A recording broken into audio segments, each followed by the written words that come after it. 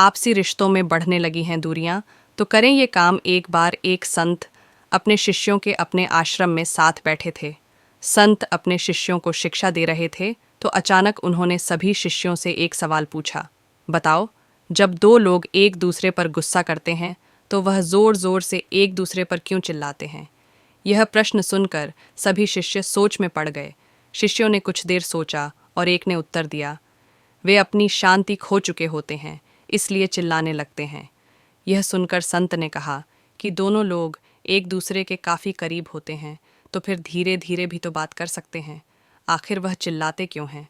कुछ और शिष्यों ने भी अपनी सूझ के हिसाब से जवाब दिया, लेकिन संत संतुष्ट नहीं हुए और उन्होंने खुद उत्तर देना शुरू किया। संत बोले, जब दो लोग एक दूसरे से नाराज़ होते हैं तो उनके दिलों की दूरियां बहुत बढ़ जाती हैं। जब दूरियां बढ़ जाएं तो आवाज़ को पहुंचाने के लिए उसका तेज़ होना ज़रूरी है। दूरियां जितनी ज़्यादा होंगी उतनी तेज़ चिल्लाना पड़ेगा। दिलों की ये दूरियां ही दो गुस्साए लोगों को चिल्लाने पर मजबूत कर देती हैं।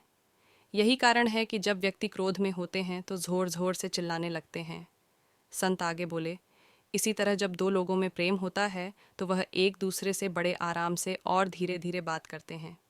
प्रेम दिलों को करीब लाता है और करीब तक आवाज़ पहुंचाने के लिए चिल्लाने की ज़रूरत नहीं होती। जब दो लोगों में प्रेम और भी गहरा हो जाता है तो वे फुसफुसाकर भी एक दूसरे तक अपनी बात पहुंचा लेते हैं।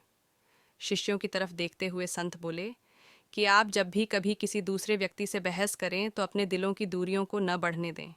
शांत चित्त और धीमी आवाज़ में ही बात करें। ध्यान रखें कि दूरियां इतनी न बढ़ जाएं कि वापस आना ही मुमकिन न हो। क्योंकि कबीर जी कहते हैं कि रहीमन धागा प्रेम का मत तोड़ो, झटकाए टूटे से फिर न मिले, मिले गांठ पड़ जाए। अर्थात कबीर जी दुनिया को संदेश दे रहे हैं कि जो व्यक्ति का आपसी प्रेम है वह एक धागे के समान है। अगर वह टूट गया तो फिर मिल नहीं सकता, और यदि उस टूटे धागे को जोड़ा जाता है तो गांठ पड़ जाती है।